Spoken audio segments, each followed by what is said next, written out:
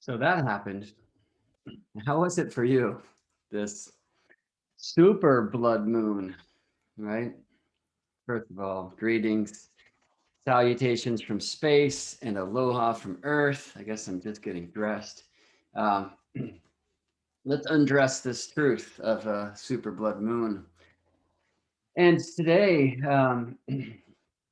about a week later, as we're coming into the quadrature, right? Right now, moon is trine sun, but soon will be square in that waxing half moon, waning half moon, sorry, halfway between the full moon, which was a lunar eclipse, a total lunar eclipse, a blood moon, and a super blood moon at that, and the coming solar eclipse, which will be a micro moon, and therefore the moon not large enough to occult the entire sun disk, an annular eclipse, the ring of fire, which definitely has its own power, its own characteristic.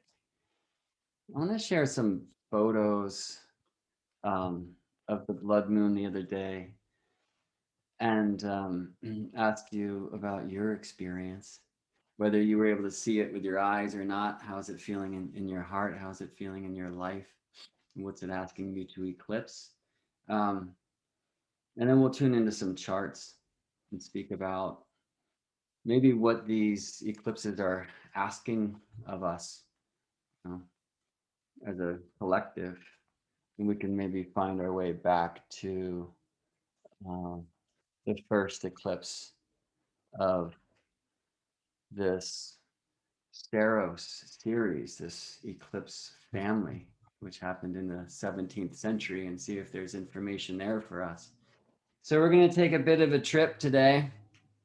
I'm inspired to speak astrology because I was able to share at the wonderful NORWAC conference over the last couple days.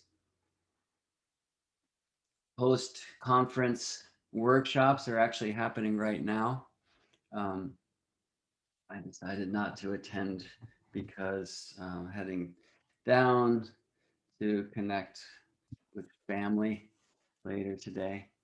And it's going to feel good in some ways to take a bit of a break from work for this Memorial Day. So let's also, open our hearts to that truth of all those who give life and serve. I want to honor Linda Johnson, who was a wonderful gift to the astrology community. Linda, who birthed and managed and gave so much energy to EA Zoom meetings. Many of you, like myself, have received just countless hours of transmissions from wonderful teachers, thanks to Linda's devotion and work. And she remained basically behind the scenes and did so much for astrology and for the astrological community. And she recently transitioned, and I'm really just wondering where she is now, where she's going. This special soul. I posted a blessing on my timeline, or statement of gratitude by Ari Moshe Wolf, which I really feel spoke so beautifully about Linda and what we feel in our hearts for her. And I think it's a powerful time for transition in eclipse windows. I mean, if I had my choice, that's is where I would go. So blessings to Linda, gratitude to Linda, and also to those who choose to keep the dream of astrological dissemination alive and the dissemination of truth in general, especially the truth that can hide behind the veils. So I was really blessed to experience NORWAC Astrology Conference once again. Sad to only be able to do that virtually, although that also opens up the transmissions to a more global audience, and allows people to come and kind of stay behind the scenes themselves and not be in the same room as folks, and that can be really helpful for some too. So I want to honor that we're going to speak about Gemini a bunch today, and there's always two sides of the thing, you know. So I'm really fired up to kind of speak astrology. It's been a lot of work for me recently in teaching this sacred astronomy for astrologers course through Astrology Hub, which was wonderful. It was like very successful, and I still see a lot of places for it to get massaged and how it should be taught over a longer period of time, and receive some really powerful, wonderful guiding feedback from many students there, and a lot of just wonderful testimonials from people who like me are going to change through this sky practice. So there's no greater blessing for a teacher than to see people learning and then to receive teachings from those that we have the opportunity to connect with as a teacher. It's, you know, that's like my fave. So I'm in a really good place around all of that, and also getting ready to teach sacred astronomy for OPA, for the Organization for Professional Astrology, and that course will begin in July, and then we're going to take a like long break in the midst of it and finish up in October, which was very much inspired by the students at the Astrology Hub course recently. So I always want to remain mutable, right? I mean, I want to remain cardinal and fixed too. I can't put this back in its stand, so I might as well show you what I'm doing over here. Like turn this over so we can watch some sand sculpture, because I want to see movement, you know? Pardon the sound. We want to see flow, want to let the winds blow, the winds of change, and want to like continue this route into pursuit of truth, but understand that sometimes it's the truest truth that we hold that will keep us from knowing what is actually real and looking into our belief systems. And I feel that's very, very important right now. Very important right now. In one of my talks at Norwalk, I spoke about eclipses and nodes, and it led me to, interestingly, to the oracle at Delphi, because I was speaking about Apollo, who slayed the serpent Python, and it said took Python's oracle at Delphi. And there were these axioms in Delphi. And I had heard about these three. I mean, there's the one that we really hear, and which is know thyself.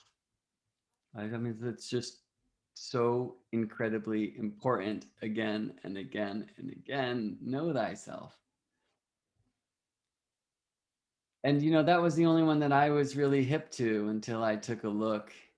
And then you come across these three that were written above the door, one of them being nothing in excess, nothing in excess, which is a beautiful reminder, something frankly I need to hear. But then there was a third, which is surety brings ruin. Let me see if I can just share an image of that right now. This is from my talk at Norwalk, the first of the talks there. Which you can, by the way, you can just search Norwalk, Norwac, and get access to recordings of all the talks that were delivered there over the course of the weekend. So these were the Delphic maxims. Know thyself, nothing in excess, surety brings ruin, like written as you walk into Oracle. But then it said that there were 147 of these maxims. You can actually find all of them at Wikipedia. And I did some number play to see that 147, add those together and you get 12, right? 14 and 7 is 21 is another way you can get to the 12 and the 21, which are both threes if you play with digital roots. Yeah, so 1 plus 4 plus 7. Um, and then bringing that down again to 3. So it's cool to see. And one thing that I loved reading about these maxims is how throughout the course of time, they kind of went from, they were known to have been left for us by Apollo. And then it was, no, the seven sages. like those like Solon left them for us chiseled in this stone at Delphi. Um, and then, what moderns say about it today, academics, like, oh, they were just the proverbs of the time. And so somebody collected them and wrote them down. Like, nothing to see here. Move along. Nothing sacred. Nothing spiritual. Right? Let's be real. Let's be scientific. Which for me, it's like really rings of this pain of surety brings ruin. Mm. Charity brings ruin. What does that mean to you? So the other night we had this experience. Can I go full screen with this?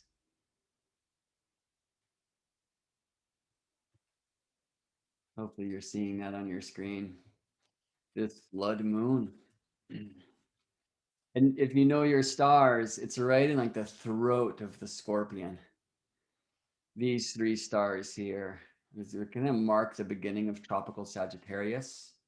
And they're right at the thorax of the scorpion, who was once seen holding the scales. These stars are Zubin el-Shamali and Zubin el-Janubi, which reside around 18 and 15 degrees tropical Scorpio, respectively. So the scorpion was shown holding the scales. This star, Zubin el-Janubi, which we often kind of see as the fulcrum of the scales today, is once seen as, well, what its name means, the southern claw. With Zubin el-Janubi is the northern claw. Zubin el-Shamali, northern claw. Zubin el-Janubi, southern claw. I'm circling this star, but actually might be off the screen. But anyway, the scorpion was seen with these long arms holding these stars, which mean the claws. This is Akrab, which means scorpion, actually.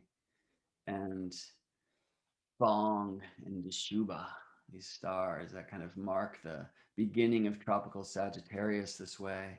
And the heart of the scorpion, Antares, in our day and age, 10 degrees tropical Sagittarius, this royal star, this marker star, as it said. So the scorpion comes here through the heart and then dips down, and the tail, right? It's just kind of swinging up through this tree. These are the stinger stars, Shaula being one of the two. This is the kind of arm or shoulder of the archer, right? So, or the handle of the teapot, as we often see the Sagittarius constellation. The arrow is like here behind the tree, and together the arrow of the archer and the tail of the scorpion, and the foot of Ophiuchus, they triangulate galactic center. So, if I was able to take this photograph from a dark sky space when the moon is occulted by Earth's shadow, she swims through Earth's shadow, the stars come out to play. I mean, even here in California, I took this from this room. Um, where I can't see many stars because I'm so close to the Bay Area. I mean, these are like the lights of Oakland and San Francisco, just blowing up the horizon. Um, but even here, it was incredibly noticeable how much sky comes to play when the Earth occults, or the Earth's shadow occults the moon, turning her blood red. It's a really amazing experience, that shift in the sky, that quick shift. And if it was a dark sky space, we would have seen the Milky Way, the galactic center right here. I mean, I can kind of see it because I've seen it so many times getting away from the bright city lights. It's a very powerful place of the heavens. Just to feel into like, what would the omens be about the moon turning blood red while being swallowed by the sky scorpion? It feels pretty intense, doesn't it? And I wonder if your life has felt very intense this week. Have you personally experienced some death, whether in of life, of a loved one, someone you knew, or interestingly, of course, at this time of Memorial Day, where we are invited to express gratitude for those who have died, those who have given life?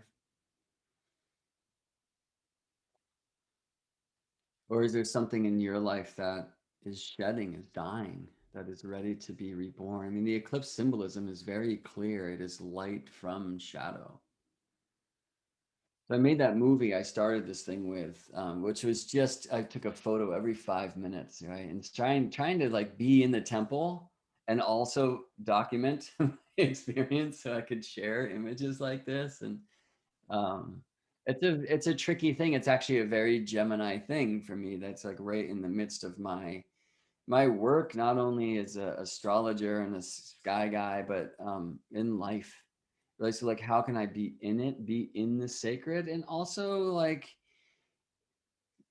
to do that while keeping the narrator alive and the one who wants to journal and document and share and express and teach. Like how can I be in my learning, right? And like not just mind learning, how can I be in my experience? How can I be a witness and a participant? Right. And like literally be both of those things simultaneously. And the astrophotography, actually, for me, it's kind of one of the principal temples for that experience right now because, I can just get so lost in camera settings or whatever, and it's so mine that I'm not in my practice and I'm not receiving the light. So it's like going back and forth and trying to learn to integrate those things so I can be in both at once. And I'm getting much closer than I was. And really, it's teaching me a lot about life. Right around this time where the moon was actually this is the moon coming back out of the eclipse. So it was earlier than this that I woke up on and my partner and Koa, her son. Koa is about to turn 6 years old, and this was his second blood moon. And we were so blessed to be able to witness this entire eclipse like from our house, and the sky was incredibly clear. Not my experience of blood moons in Seattle. So it was a reminder to express some gratitude for one of the reasons why I relocated and moved here in these clear skies. Um, but knowing it was at my sister's house, she has a very beautiful view of the east, where we brought Koa once and connected with fellow sky lovers and saw a blood moon there rising a couple years ago, I guess. Bo was much younger. And then here, seeing this blood moon moving through the sky on the way to rest. And is it advisable to bring a 4-year-old as a 6-year-old child to see a lunar eclipse? Or many would say we're not meant to look, right? That it's bad light, that it's going to bring, challenge and pain in your life. I've found that being with the eclipses and experience these really profound celestial offerings has brought nothing but expansion, gnosis, invitation for growth, light out of shadow.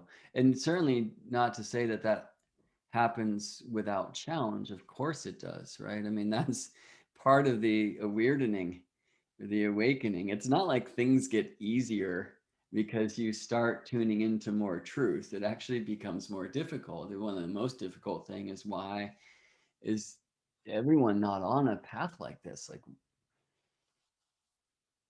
and and also why is my path so much different than the path of those who are also on this path of revelation and awareness, and the world is so much more than what we were taught it was. And I think one of the things I was most shocked by, and I think, well, where maybe I first felt this most deeply was at my first NORWAC conference in Seattle, where I got to go in person and gather. It was my first time gathering in huge rooms with all sorts of astrologers, and I didn't really know too many people, but I met a lot of people. But just to hear people speaking astrology in the halls, and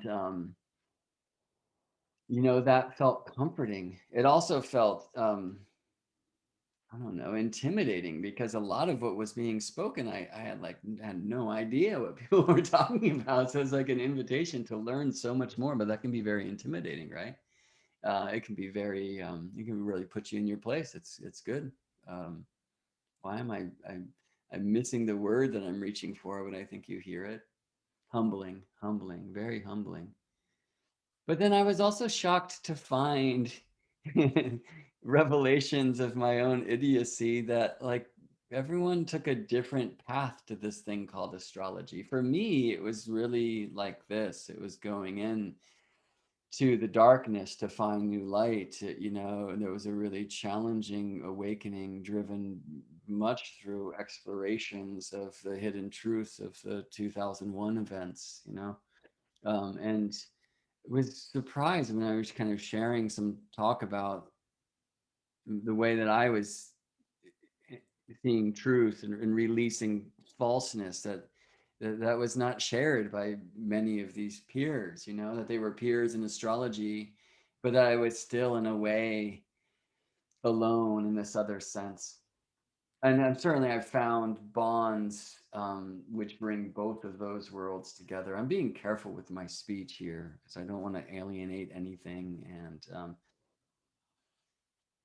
well, let me just leave that there for now. Or should I? I mean, this really is an invitation for us to eclipse that which would keep us from speaking truth. I feel a bit like a broken record. It's actually one of the reasons why I haven't been speaking and sharing much about the correspondences or the astrology at this time. And I feel very fortunate to have the opportunity to teach technique, to teach sacred astronomy, the measurable, and to do that in a reverent and sacred way, and to like kind of release myself from the need to be a forecaster, right? Because a lot of what I have to say at this time is not received well. It's shunned and very much censored. And I don't want to push people away. I also don't want to sound like a broken record, but it's basically just brought me into this experience of being mute. And then, the challenge there is when we don't speak truth, we can often stop hearing it, right? When we stop speaking truth to others, and that's, through this forced isolation that so much of us have experienced, regardless of what you think of it. There's been a shutdown in sharing. And when we're not sharing with others, we often stop sharing with ourselves in that important way. We stop receiving. We're not able to be, students. We're not able to receive and reflect, right? There's so much that happens with truth in connecting with another. And this really, I think, is the most important gift of the Gemini invitation. So let's get into charts. I'll just show a few more things. I guess this was for me still what I'm receiving that I feel was kind of most important in this eclipse experience is that the way that the moon moves through Earth's shadow, where you experience amazingly like all shapes of moon phase that typically takes a month, right? In like hours, right?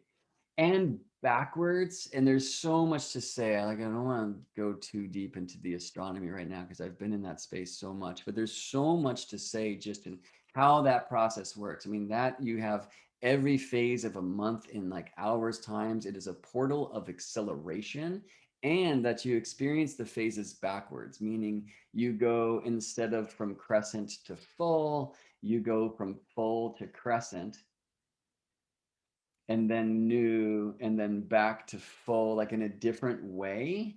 And you see like the waning crescent before you see the waxing crescent. It's just profound. But so there's this acceleration, and it also brings us back, asks us to look at things we have left behind, forgotten to see.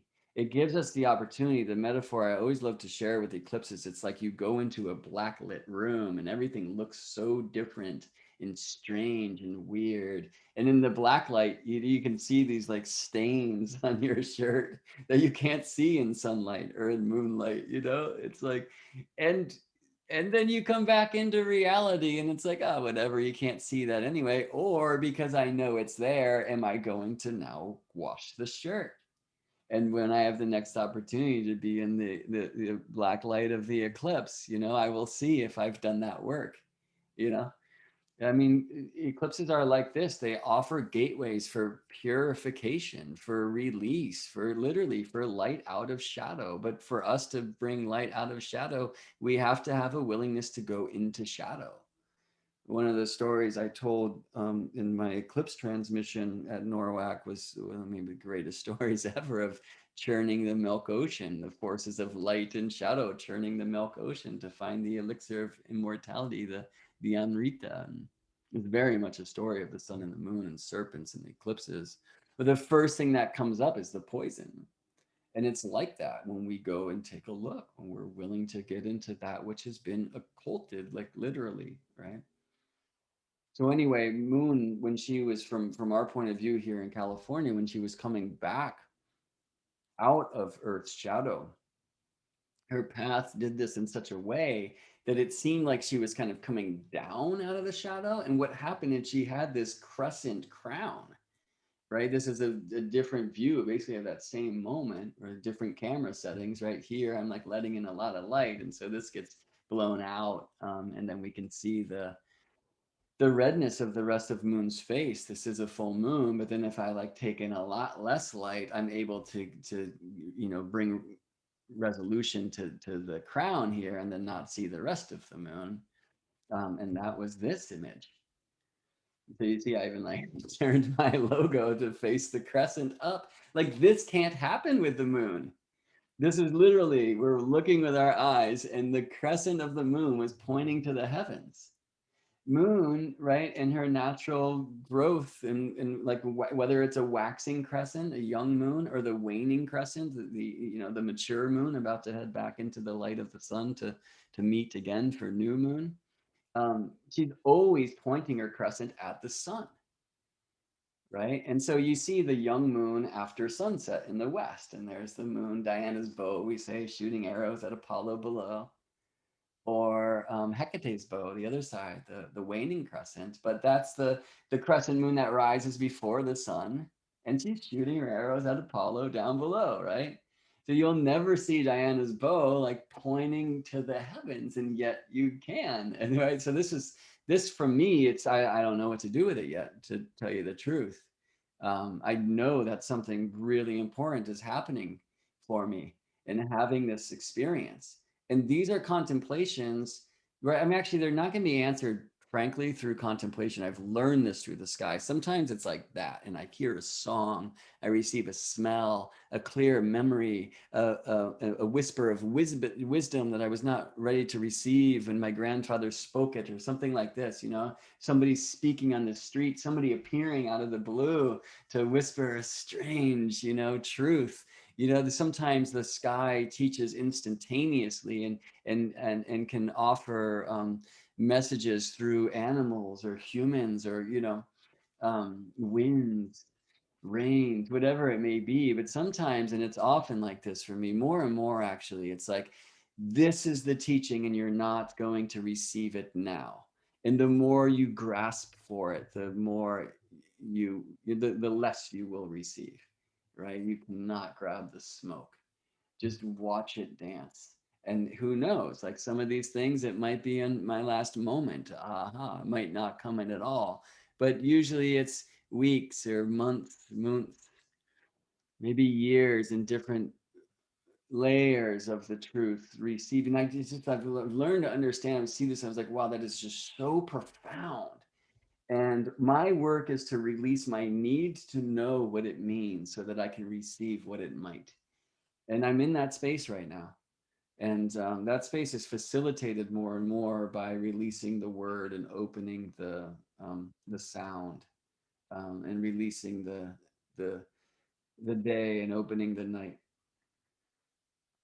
More dream time, more dream time. Full moon set at sunrise. This is, I think we can zoom out here. I'll zoom in first. This is, I call this place Solstice Hill because it's where the December solstice sun sets right here. And so the moon in Sagittarius, pretty close to where, the last degree of Sagittarius is December solstice sun, right? So that's where the southern extreme of the ecliptic.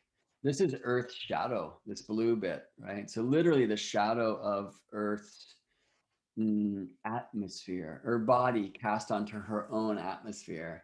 And this beautiful pink bit above, it's often called the girdle of Venus or the belt of Venus because it's beautiful and because Venus will often reside on the opposite side of the sky. So it's like an extension of that beautiful light. The belt of Venus is always seen either in the west at sunrise or in the east at sunset. So this is like kind of an image of supermoon where moon really appears to be super big in our sky. Some or what do they call these anti-crepuscular rays, these lines here, always on the opposite side of the sun. This is Mount Tamalpais, a very sacred mountain. And then like a healthy reminder for me is this like Chevron refinery that's at its base from our point of view, this very sacred mountain in Marin, which once had a peak blown off. It had another peak that I guess was even taller than this one, blown off by the military to create a base to watch the ocean, you see. Now like an AT&T antenna array. So these are consistent reminders for me of this kind of, we can call it a Gemini thing of like the ancient or the sacred, the body, and this kind of new technological quest in the mind for truth and communication and transmission, for energy production, for heat in our homes, and gas for the travel and these things, right? And it's easy, I think, to lean towards demonizing that because, of course, the pollution, just the sickness, the death, the atrocities. I mean, literally the genocides, the destruction of ancient truth, this attack of embodied indigenous wisdom, for example. And there's many more to say, I mean, that should be demonized, and yet it's kind of impossible to do that without being a hypocrite unless we're willing to not do computer and not do light switch and not do hot water from the faucet, right? I mean, we're living in these two worlds, and I think it's something that we must embrace and try to resolve. And of course, trying to find ways, like we recently put solar panels on the house, not working yet, and that's a whole nother story and a deep source of aggravation for me right now. But those solar panels are made of stuff that was mined by machines that were certainly burning oil and gas, right? I mean, it's very easy to like go to, well, I drive a Prius. Like, okay, where were those batteries made, right? Um, we're consistently trying to find ways out, right, of the pain of this division of, but I think finding ways in and finding balance. So first of all, yes, we can reduce our own footprint and be conscious, but also we can reclaim the ancient ways that are being destroyed because wisdom, earth wisdom, deep connection will prevent, this experience of let's just buy stuff and be consumers. You see what I mean? All right.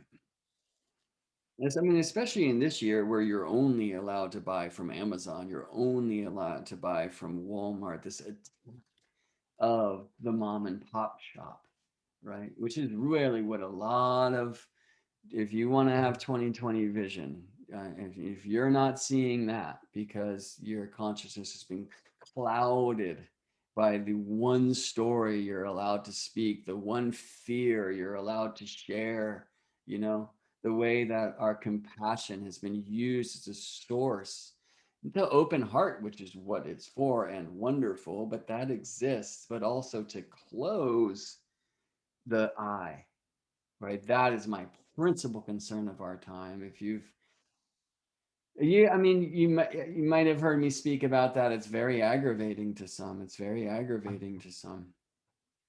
And there's all of these assumptions that come in. It's very aggravating to me.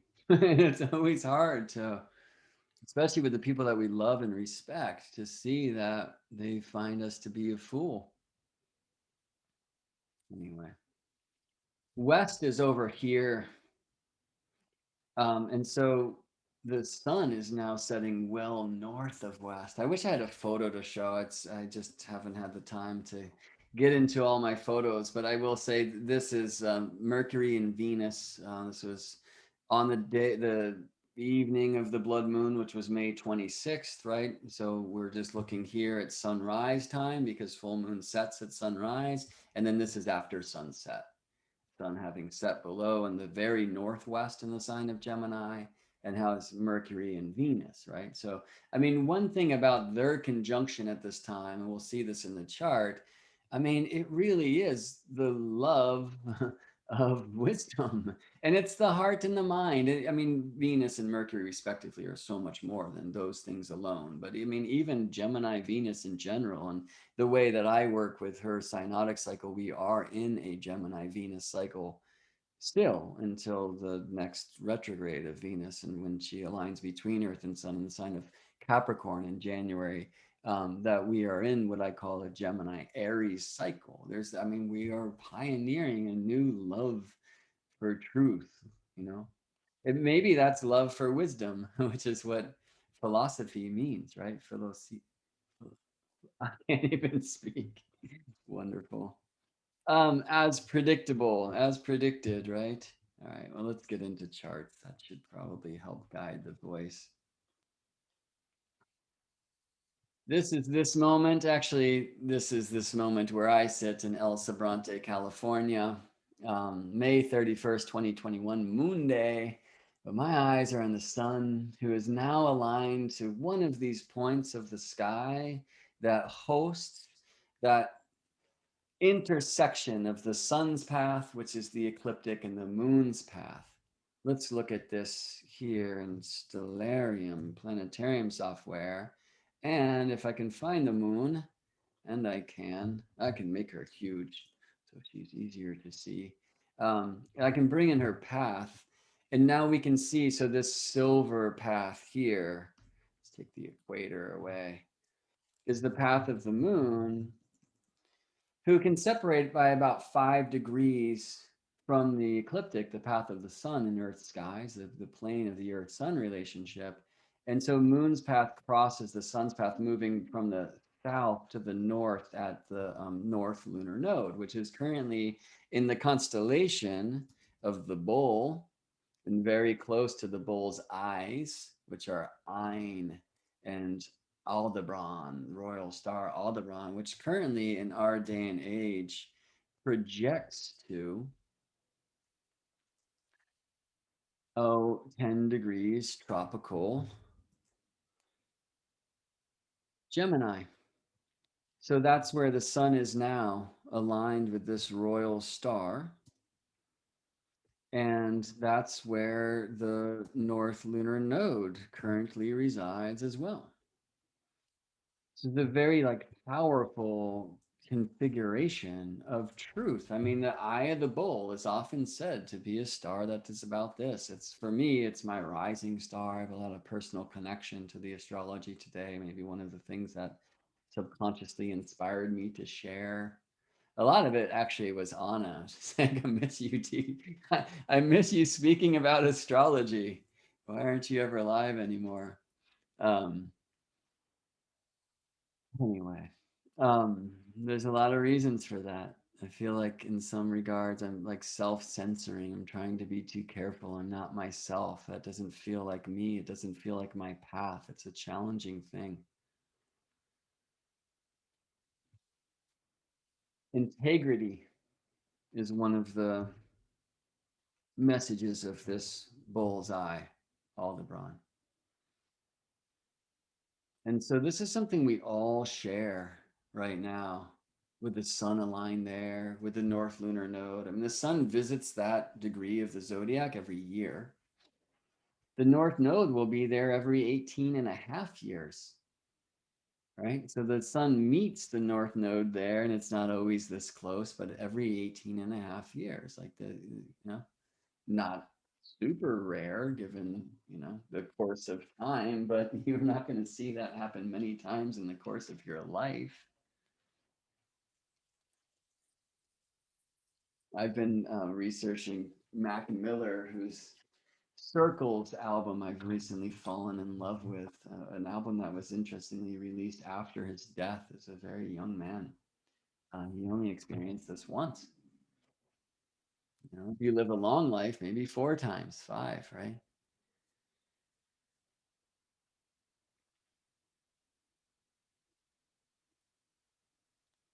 Truth, integrity. So when the sun is at the nodes, let's see if I can bring in an image of this, show you from my recent presentation, the eclipse limits. Moon and sun meet every month for new moon in the zodiac, but it's often like this, where moon is either well north or south of the sun, which would happen over here. So in the northern hemisphere sky, this particular image shown would be like a new moon, but the moon is well like above the sun in the sky, invisible, blinded by the sun's light. They have to meet at one of these crossing points, the lunar nodes, for us to experience an eclipse. For a lunar eclipse, they have to meet within about 12 degrees, and it will be total if within about four, maybe within six. For a solar eclipse, it's a little more liberal. They have to be within about 18 and a half degrees, which interestingly is the amount of time it takes the nodes to transit the zodiac in years, to be any kind of solar eclipse, and possibly total, or what we call annular, the ring of fire, if within about 10 degrees. Okay, so we're going to see that in the charts, but basically when you see the sun at a node, that means it is eclipse season because the new moons and the full moons will be near the nodes. Now today we have moon trine sun, at least by sign. That would have been much more alive yesterday, right? Was much more alive yesterday. And the trine happens about 10 days before in the new moon in this case. Right. A trine is 120 degrees of sky, a third of the circle. And the moon and the sun change their relationship by about 12 degrees every day. So 12 degrees a day times 10 days is 120 degrees. So I just go 1, 2, 3, 4, 5, 6, 7, 8, 9, 10, and we get to this coming eclipse. And I have a chart for it. But first, let's look at the chart for the blood moon. I've aligned this just to a zero Aries wheel, and so this is more like a global chart. So don't really think about houses. Think about signs, which are Earth's houses. It's a really powerful eclipse. So first of all, we have this royal star alignment. Antares, the heart of the scorpion, at 10 degrees Sagittarius, tropical Sagittarius in our day and age. Aldebaran, the eye of the bull, at 10 degrees tropical Gemini in our day and age. Pomelo, the eye of the southern fish, one of the royal stars, projects to about 4 or 5 degrees tropical Pisces in our day and age. So Jupiter is close. Jupiter even closer to Regulus. So Regulus, which resides in the first degree of tropical Virgo in our day and age. Um, so we have Jupiter opposite Regulus, Jupiter with Familo, Moon at the south node with Antares, Sun with the north node with Aldebaran, right? These royal stars, these marker stars of the heaven. And this very strong T square. Jupiter, who's recently come home to the sign of Pisces for a short stay, he will retrograde soon and back it up to Aquarius for some unfinished business. But Jupiter on the square of the full moon, which in this case is close enough to the nodes to be an eclipse and close enough to the nodes to maybe be total. Let me show you the limits again. Right, so total lunar eclipse if within 4 degrees, 3 3/4 degrees, but maybe total if within 6 degrees. of the lunar nodes.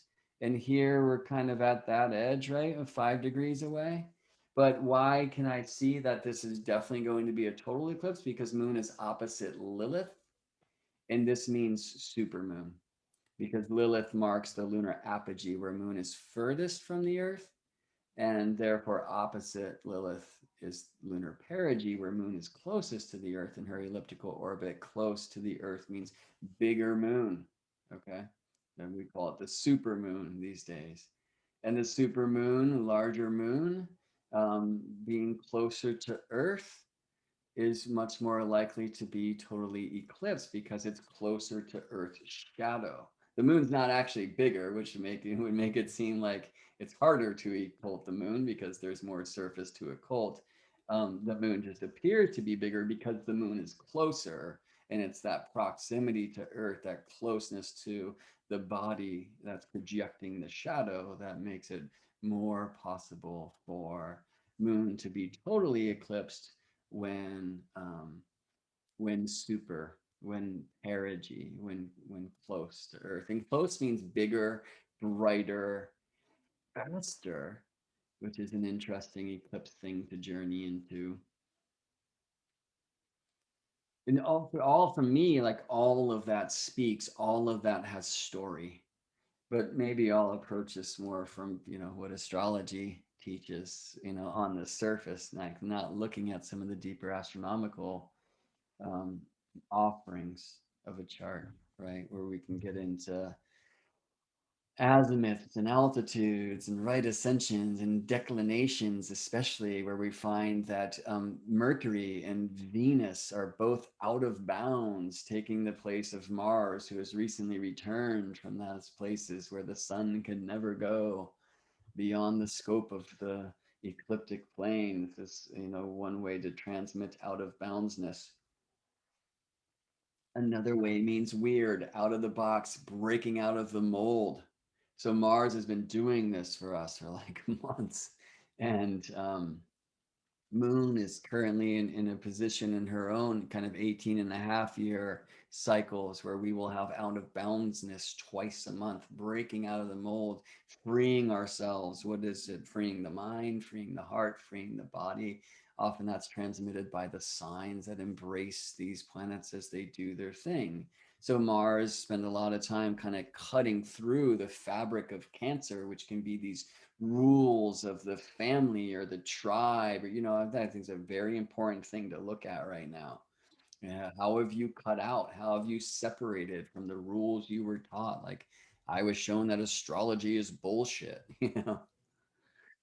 Um, there's a lot of lies I was told by not, by like the family, right? So let's use that to do what you want to do with it. And I wonder how it's speaking to you. And I'm not necessarily talking about my mommy and my daddy, right? I'm talking about the thing that I was shown to be the daddy, the great protector, da da da. So another thing that I was talking about, like the mountain and the refinery, right? And then like wanting to have a lesser footprint, but also wanting to share astrology through conferences online and a computer that was mined and not in good conditions. And we know that and we don't want to know that, right? Well, what about us bombing people like right now? I say us, I mean this nation where I reside. I'm not doing that. I don't want to do that, but what am I doing about it? It's so much easier to just like ignore or like try to justify. Yeah. Where are those wars in your own lives? Which part of you is the general? Which part of you is the commander in chief, right? Which part of you is the soldier? Which part of you just died? Which part of you is the killer? Which part of you is the killed? These are things that I think we are asked to ask of ourselves by a Gemini node, a Gemini eclipse season, which is going to feature blood moon, in this case, the lunar eclipse in Sagittarius opposite the Gemini sun, and then the coming,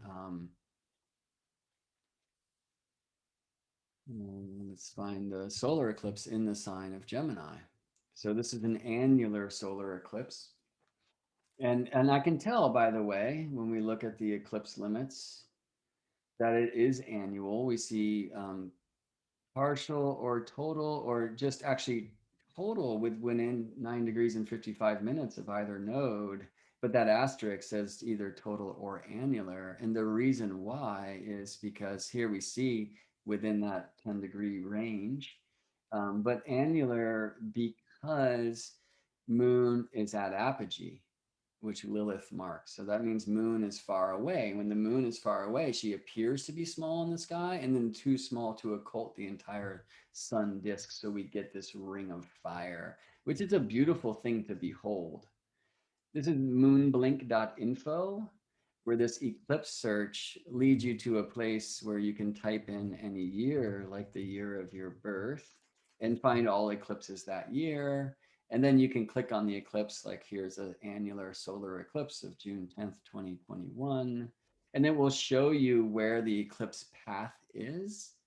So the annularity of this eclipse will not be experienced in, many places. We see here in Canada, in the Siberia zone, right?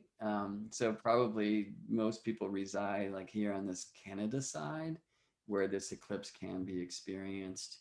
And it's total, well, annularity. I was actually really blessed after the conference last night. There were all these different, like, virtual gathering rooms. And I connected in with a lot of astrologers who were in Ontario or in Quebec, a lot also in BC. It was cool. I was kind of like in this like Canadian astrologer room. I mean, there were cats from LA and New York, and I was in there. And did we have? Yeah, we had somebody from Melbourne, Australia, in this room where I was spending some time, and other places too. But I was like, wow, there's like a lot of, it's amazing. There's a lot of Canadian astrologers here, and I hadn't really thought about the truth that it is in Canada, and especially in Ontario, where in Quebec, northern Quebec, where folks will be able to see this eclipse in its annularity. But anywhere in this kind of blue shaded range, so including all of the UK, Iceland, Greenland, Scandinavia, like folks will have an opportunity to experience this eclipse in some partiality. So the way you read these things, which come from NASA, by the way, um, is that like here where it says 0.2 will tell us that people, I guess that's kind of Paris-ish, right? We'll see 20% of the sun occulted by the moon if clouds allow, where folks up here in the northern England, Scotland zone will see 40% of the moon occulted. And then the annular place is 100%, but it's not 100% because it is annular. It is the ring of fire. So what do we read here? Well, first of all, how amazing to see. Let me bring in the blood moon again.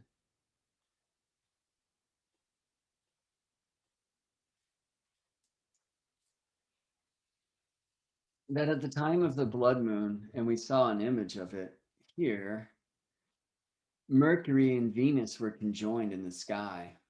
And amazingly, it's Mercury moving slower than Venus, which is not typically the case. Let me show you their speed. So Mercury at the time of the blood moon was moving only 16 arc minutes per day, like a quarter of a degree, where Venus is moving like a degree and a quarter.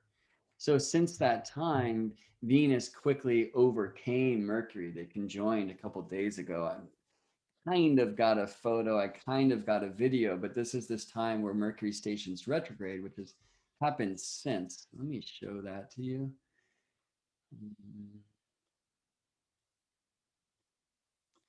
So just watch Mercury and Venus here in Gemini.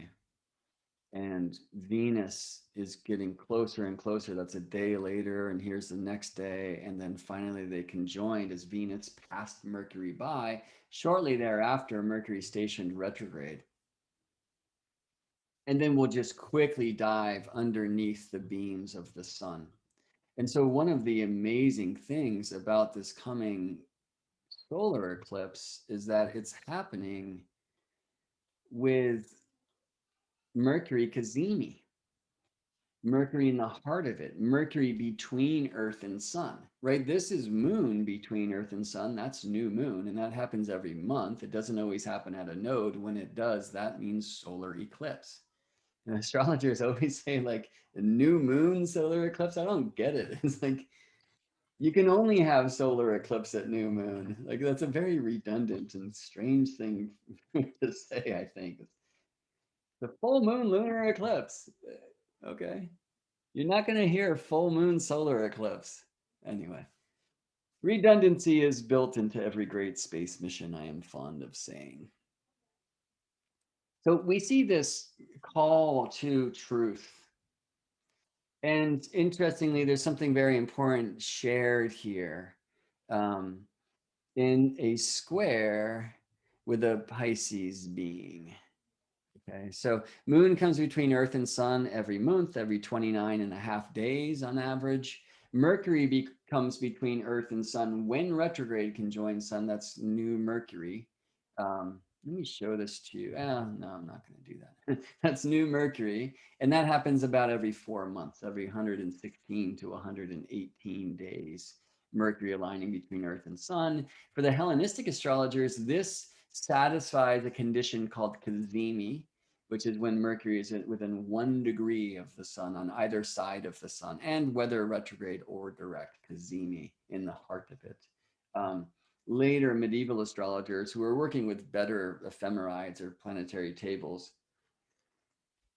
they restricted that condition to only 17 arc minutes away from the sun on either side, right? About a quarter of a degree, 60 arc minutes in a degree, like 60 minutes in an hour. So this is Kazemi, according to the Hellenistic expression. I certainly feel that too, but not to the medieval expression or condition. And Kazemi, it's just like a boost. But this is very importantly, this is like a new moon and an old Mercury. And Mercury can only get 4 Earth months old, right? That's the Mercury cycle. The moon, of course, can only do like a 29 and a half day cycle, sometimes almost 30. So, how old is that really? Well, Mercury moves from the fresh-faced babe to the bearded sage and then must shave. And so we can be reborn as the young one in the morning sky, eager to rise before the light once again. And this time, it's kind of the releasing of the wisdom to compost what we've learned into the soil, right? Like, so that new seeds can grow. And this is coming out of an Aquarius Mercury cycle. It began in January with Mercury retrograde between Earth and Sun in the sign of Aquarius. Then, what I like to think of as an Aquarius Aries cycle, kind of a long story. And Venus is in this Gemini Aries cycle. And that Ariesness for both of them say something new, coming into new ground. And there's something very important about the out of boundsness, which you can see when planets have a declination beyond 23.5 degrees. Um, that's the maximum declination for the sun. So here we see the moon, interestingly, out of bounds, even during an eclipse. I've never experienced that before consciously. Mercury's no longer out of bounds by the time the solar eclipse aligns, but Venus still is, right? So we kind of did this Mars out of bounds, Venus, Mercury out of bounds, Venus, Moon out of bounds. And again, break out of the mold. Go nuts. Let yourself be free. Let yourself be you.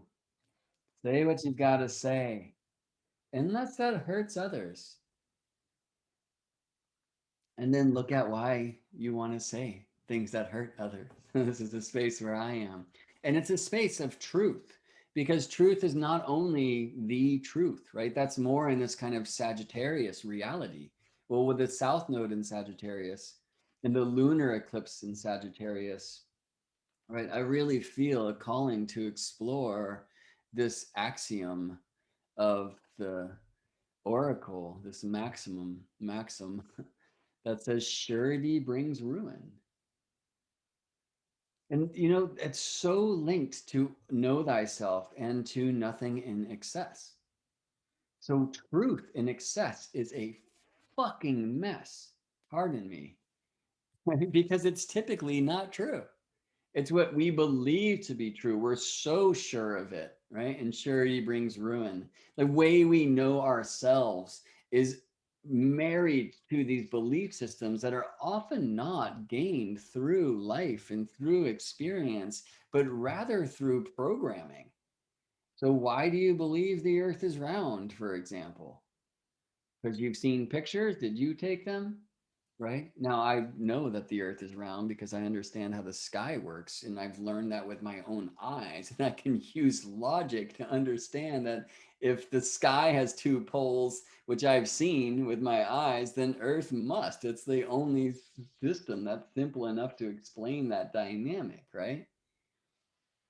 But why should I just trust the globes I was shown from day one in school? This is like flat earth camp, right? When I look outside and the earth sure seems flat besides the hills and whatnot, the endless eternal horizon that rises to my eye. And I've been high in planes and really have not seen curvature. And, I've talked to pilots who said they have, but, that wasn't my eyes, that kind of thing. Like, looking into our belief systems, that's a kind of a silly example. That's not silly for many people right now. But what about your thought of what God is, goddess is?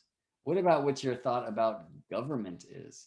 What about your thoughts about what energy is, what war is? Some of these examples that have come in today, right? What truth is, what compassion is, what medicine is, what health is, right? I mean, where are you asked to explore truth today? And that will often be shown by where the nodes align in your own chart. I mean, I'll share an example, the only example I really have any qualifications to speak to, who is me. Let me just pause the screen so I don't share other names by accident.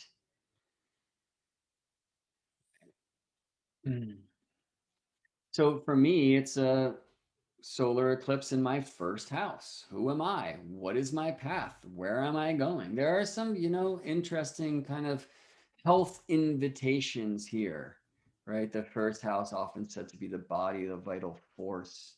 And there's interesting things happening for me in any regards. I don't want to give myself a reading here, but just to say that look to where the eclipses align to your personal planets, like a sextile to Jupiter, a near conjunction with the moon, Mercury, who's visiting my natal moon thrice during this dance, this retrograde loop, right? Statements like this I find interesting to explore. I need to be careful too, because where did Mercury station retrograde? Did he make it there? And da da da da. I'm looking at Neptune squaring this moon, and I want to go off on a whole different course, and I'm not going to do that now. When I look to the blood moon that happened recently, I can see that, yeah, the sun was in my first sign, my first whole sign, but was in the 12th house side of the ascendant. The moon in my seventh house whole sign of relations, right? But in the sixth house side of health and illness. And I like to say the sacred, you know. The one, well, let me not share about others in my life right now. I'm in what's called a Jupiter annual perfection, a 10th house annual perfection, or 10th sign, I'll say. So Jupiter being in Pisces is amazing. But what is up with this Jupiter square to the blood moon? P square. And then, right, so Pisces, Jupiter in square from the Sagittarius Gemini axis. Okay. Gemini square Sagittarius. Well, let's go to the solar eclipse. And we have that retrograde Mercury in Gemini squaring Neptune in Pisces. Okay. The plot thickens or thins, actually, right? The water comes in to just kind of take us away into the amazing truth that, first of all, we are all connected. We are all one. I'm speaking Pisces tongue. So that truth of compassion, that's so alive right now. Well, where have you been aligned to give your compassion on this Memorial Day? Will you remember those who died last year of the, thing that is most spoken about by the media? Numbers shown again and again, information, data. This many, this many, this many. There's a house up the street with a counter on their front lawn. So many deaths. Well, what about the deaths by suicide? What about the depression? What about the death of businesses in life path? Right? I mean, it's been a blessing for many that have finally gotten to close the door on giving themselves to some job that did not serve, but then are now kind of receiving the assistance from forces without that might call for a return of that debt someday. And there's a debt that's not necessarily economic, perhaps attached to this whole thing, too. You hear I'm trying to be careful with my words through poetic expression, and maybe it makes no sense, which can be in here too. So, what is real? What is the data? Is it what I think it is? Fuck no, pardon my language. And yes, right? Look at this Mars Pluto opposition that's happening, right? So when you look in eclipses, look at the first eclipse, which is sometimes a solar eclipse followed by a lunar. In this case, we had the lunar eclipse followed by the solar, okay? And look at the things that happen between the two eclipses, especially. Now, you can have solar, lunar, solar, like very partial solar eclipse followed by a total lunar eclipse by very partial solar eclipse. If you count what are called penumbral lunar eclipses, you can have lunar, solar, lunar as well. Those happen. They're not entirely rare. Oh, just listening to the action in the hallway. Dogs expressing love through aggression, which is interesting. Maybe I'm doing some of that right now. You just want to check in, right? So in this case, we had a total lunar eclipse followed by an annular solar eclipse, which is kind of like total lunar, total solar, also rare, very powerful, aligned to these royal stars. At least the nodes are the nodes, which are these points of Earth, Moon, and Sun. Very strong, super powerful. This is not something for us to sleep on. Sometimes we sleep on it by staying awake, and that's very contradictory. We look for all of this truth in the chart. Sometimes it's a route for us to run away from the truth of the experience. It's, if you've been listening for this whole share, going back to, this exploration that I'm having right now of like photographing the sky, right? This celestial like amazement, which could keep me away from being in the amazement, right? That's like astrology is like this. So we get into these predictions, we get into this is what this is going to do, this is what it means for you. First house solar eclipse followed by a sixth house lunar eclipse. Like you better look into your health. Good, right? It's like for me, like that's a good. Like I have to. Like I've been carrying too much weight. I've been sitting in this chair. I try to move my body at least a bit every day, and the dog helps with that. But I've been, oh wow, a great blue heron just flew right below the moon, who's currently above the hill I call Solstice Hill, and is now landing in the park where I walk the dog on the daily. And oh, park I spoke about in my talk yesterday. So you can see that I'm easily distracted. And maybe that's a Gemini thing too. It's often said to be so. And so there's something in this as well, right? How do we distract ourselves? How do we allow ourselves to be distracted? And also, is that distraction? I don't necessarily remember what I was speaking about before Great Blue Heron came in. And now I feel like going on a whole what Great Blue Heron has taught me and meant to me, and I will. There's just one thing I'll say, like they're monogamous. It said they have mates, but they're typically seen alone.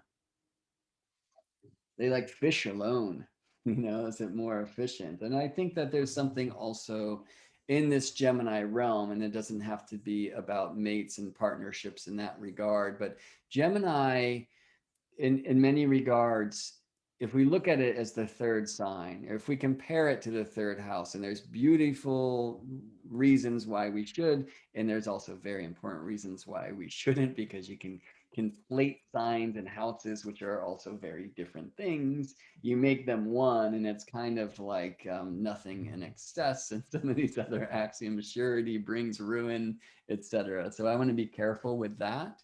But one thing is that thirdness, it is the birth of communication, which is born of our needs. The baby needs food. So the baby has to learn to express that to mother and does not have words to do so. The baby needs to be changed, or sheltered or cuddled or left alone, and developing the way to share our needs and trying to learn to speak the other's language, right? It just sounds like wow to them, right? Until we start learning. And actually, interesting, babies these days are learning a lot of sign language and using their Geminis, their fingers, their arms, and whatnot. That's what I think is just fucking awesome. It really is like we need to develop tools to experience life and serve our own needs to fuel and very much the body, the spirit for the path, for the journey. And that can't be done alone, right? Just being a human being, you were born into that truth that you will not survive without food, and you cannot get it.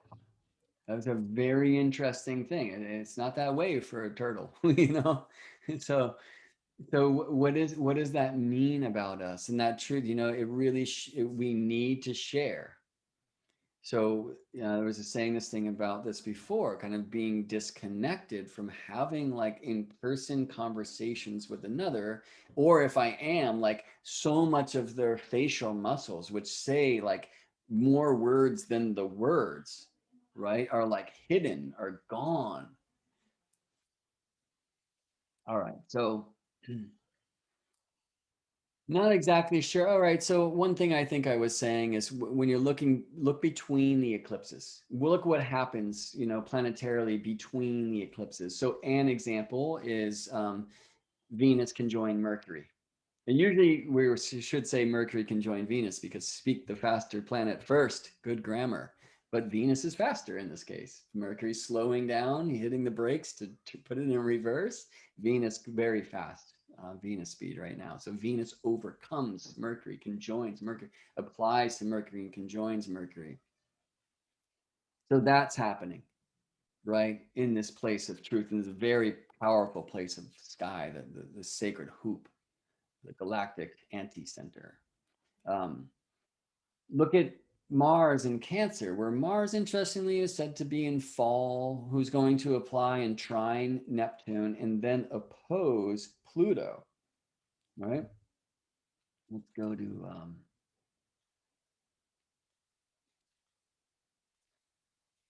right now. And here's Mars at 23:20 Cancer and Pluto at 26:32 Capricorn. So that is still applying, right? Still about to happen. But let's look at the annular solar eclipse that's coming our way, and we will find Mars in the last degree, the anaretic degree of Cancer at the time, having perfected the trines with Neptune and the opposition with Pluto. Mercury has received his conjunction from Venus, who, as you can see, is now flown into the sign of Cancer, dove into the waters of Cancer, and Mercury hit retrograde and is coming to dive under the beams of the sun for Cazimi. So these are very important events. On the way in, Mercury, having already squared Neptune again in retrograde, and then we'll square Neptune one more time. Always in the Mercury cycles, look at what Mercury does. Right.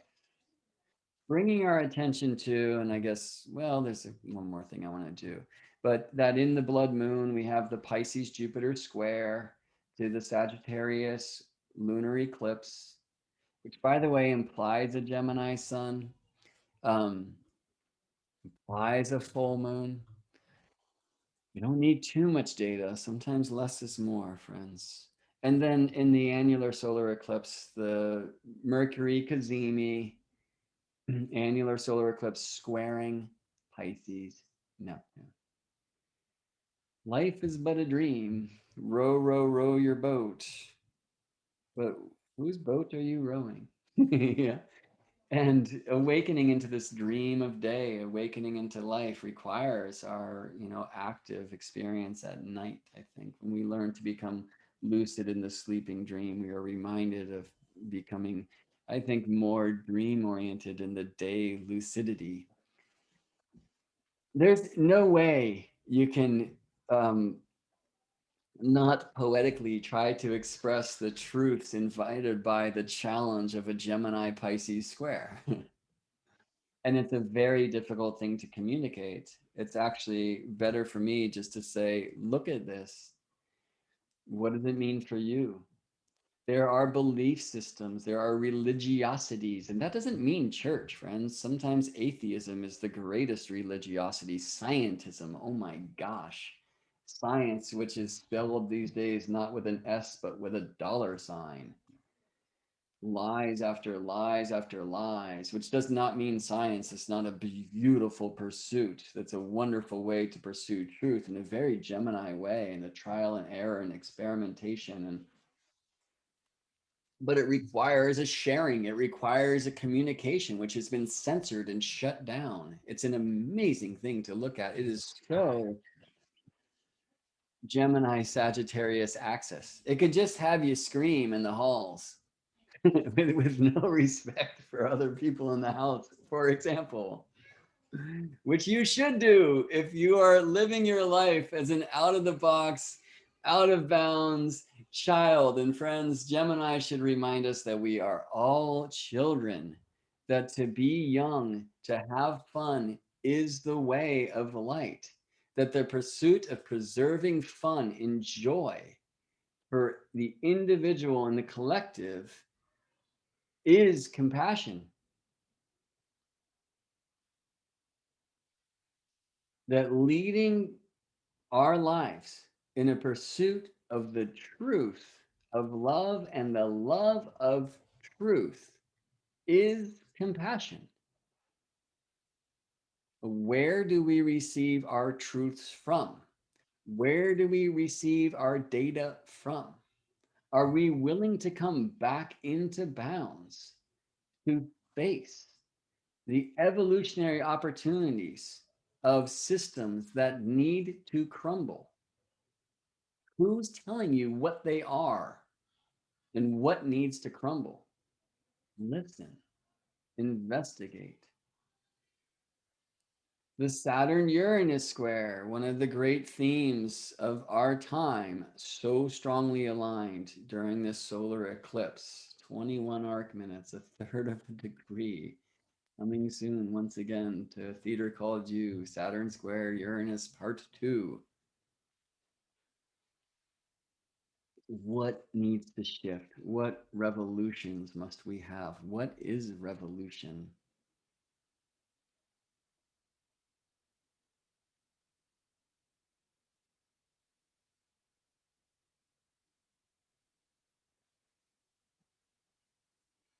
And I'm just staring into this amazing yod of Venus, South Node, in Uranus. Like sourcing ancient wisdom, ancient truth, which is the truth you have always known. It resides in the memory of the tribe. So part of the greatest revolution of information we will have is actually by slowing down. That's what Moon does when she's at Lilith at the apogee. Like slowing the mind to open more of it. Slowing the daylight, occulting the sun, so we can reclaim the dreams of poetry, of flow, where compassion resides, where compassion is something shared. It is a wet force. It is a essence of the night.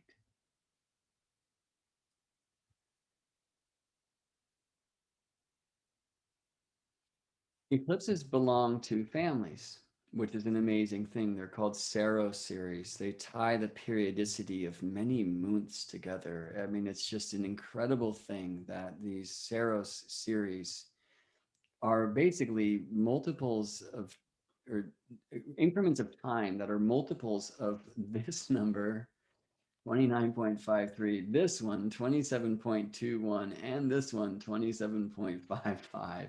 And that there is a period of time that relates all of those, which is 18 years, 11 days, and 8 hours, the Saros series. And in this way, we find eclipses that are very related to one another. So if we look, for example, once again at this annular solar path, which is this amazing like bell that doesn't even stay on the map, right?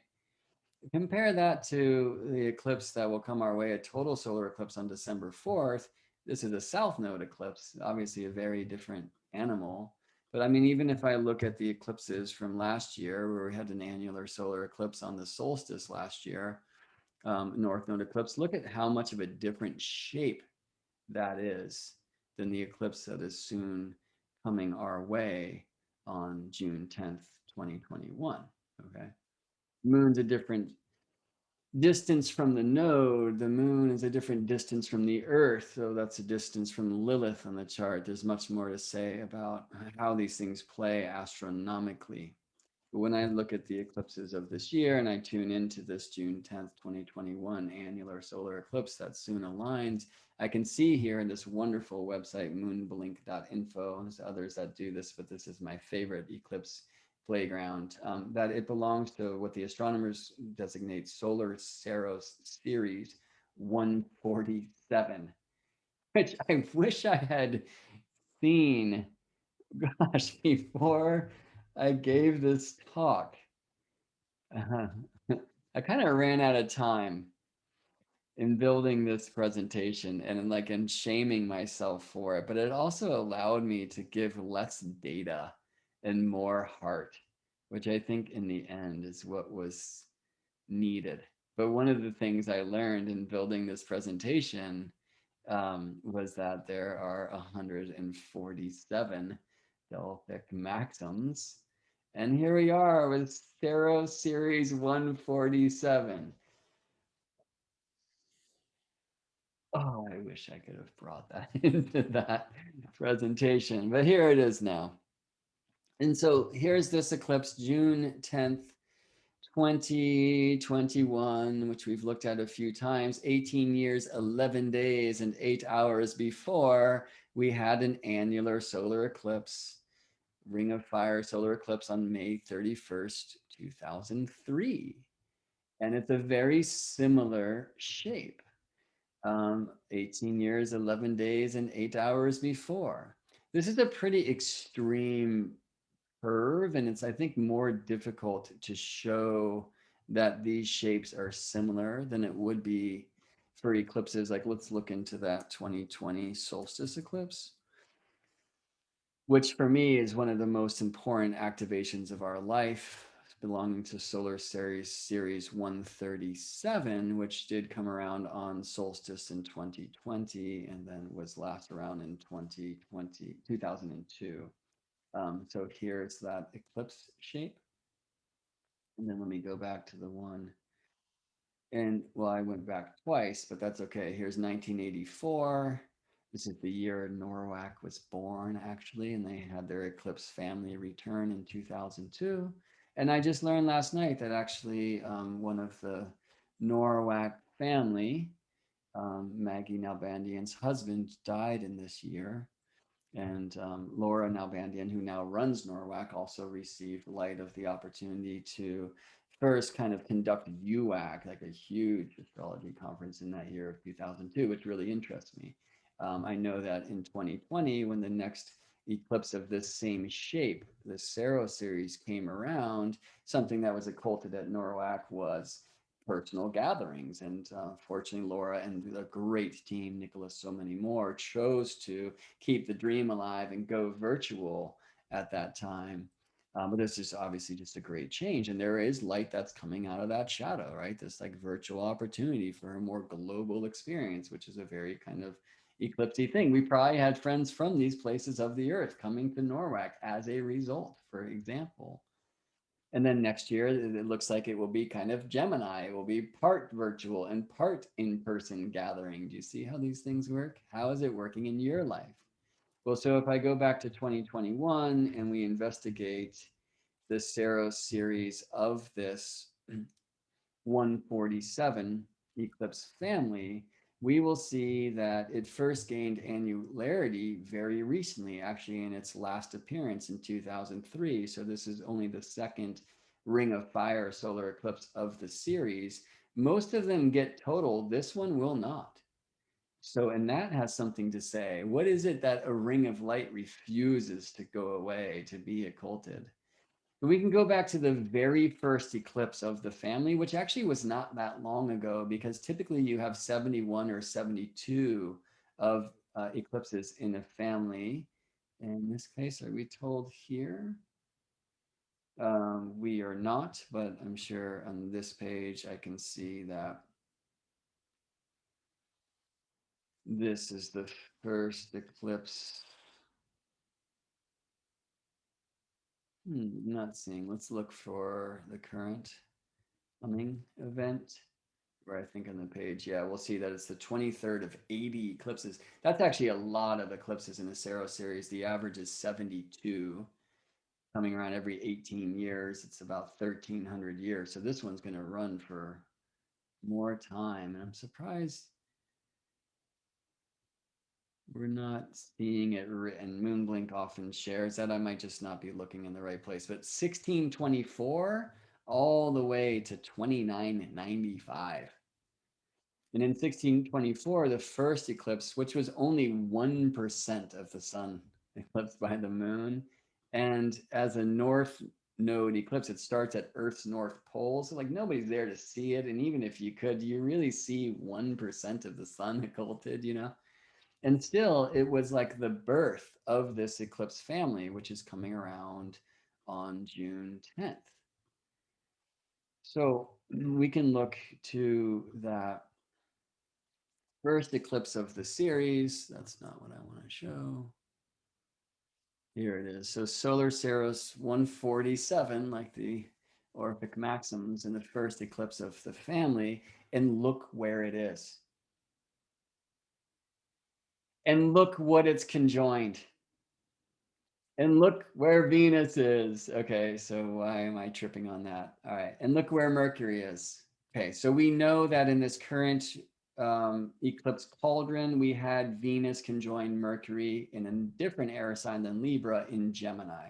We know that since that time, Venus has moved into Cancer, a water sign. We know that the coming Gemini eclipse at the same degree of an air sign is square Neptune in Pisces, a sign that is Antitia Libra, a sign that has shared energy with Venus, who's said to rule this sign of Libra and be exalted in the sign of Pisces, right? So there's some very interesting things happening. We don't see a Mars Pluto opposition, but rather a Mercury Pluto opposition. We don't see a Saturn Uranus square, but rather a Saturn Uranus conjunction. By the way, I haven't looked at this chart yet, and I'm just amazed about these synchronicities. So let's compare the two. In the inner ring, we've got the first eclipse of the series in 1624. It would be really interesting to go explore what was happening then. Obviously, a lot of, conquering and conquistadors and, you know, quote unquote contact and, Jesus. Um, Colonialism, right? Like literally, right? But I mean, I don't want to be so partial to the experience in this land, but slavery. I mean, you can just go on and on about the atrocities and what was the beauty then. Also, something we want to get into. I mean, look at this idea of Libra and calling us into balance. How do we find balance after times of harm and atrocity? And I mean, just the most evil. Well, some of that is found through truth and memorial. remembering what has happened, trying to remember what has happened, but who are your sources? How can we learn to speak and find truth in self? And how can we need to find relationship, which is, by the way, born of the child is the fifth. The seventh is the fifth of the third. The third is my need to communicate so I can be fed and be safe for my path. The seventh is the child of the third, because what is born out of me sharing my needs is the understanding that, oh, you have needs too. Relationship. Well, look at how incredibly partile, that means the same degree, this lunar eclipse in the 20th degree of Gemini is to that 20th degree of Libra, where this eclipse family began, which was conjoined Neptune. And now we see this eclipse squaring Neptune. We see in that eclipse a Mercury-Pluto opposition, and this eclipse a Mars-Pluto opposition. We see in that eclipse a Uranus-Saturn conjunction at Regulus. We see in this eclipse Jupiter opposite Regulus and Saturn squaring Uranus. We see Venus here in Cancer aligned to a moon point, which Lilith is, but trining Mercury, whereas Mercury is trining the Venus from the first eclipse of this series. Together, Mercury and Venus have played. And by the way, they still are at this eclipse, because eclipses, which are about shadow, remind us to look at all of the skia, the shadow, including antiskia or antisha, which is a reflection about the solstice point. All right, and 938 Cancer, one way from the solstice point, 0 Cancer. 938 in the other direction is 11 degrees and 22 arc minutes. No, 20 degrees and 22 arc minutes. And look at where Mercury is. That is as strong as an antisha gets. I don't think we'll find them parallel, however, because Venus is out of bounds. In fact, she's not parallel with Mercury, but parallel with the moon. And maybe I'm getting into planes of astrology that are a little bit too beyond where we want to speak. We want to speak. We must speak to explore the truth, the light that is found only through the relationship. We must engage with the challenges and the darkness of sharing with others, especially those who do not agree with us, to find a middle way. If we truly love wisdom, if we truly wish to be rooted in philosophy, love for wisdom, we must release our beliefs, which includes so many things we learn only in the light. Enter the energy of night, occult the sun. Know that moon soul is closer to home. Understand that we don't have our own unique contributions for us to cut through the nonsense and come back in to serve the evolution and the revolution back to earth wisdom for a better way and a love of shelter for those to come, by keeping this world a safe place to learn and have some fun. See you in space, friends.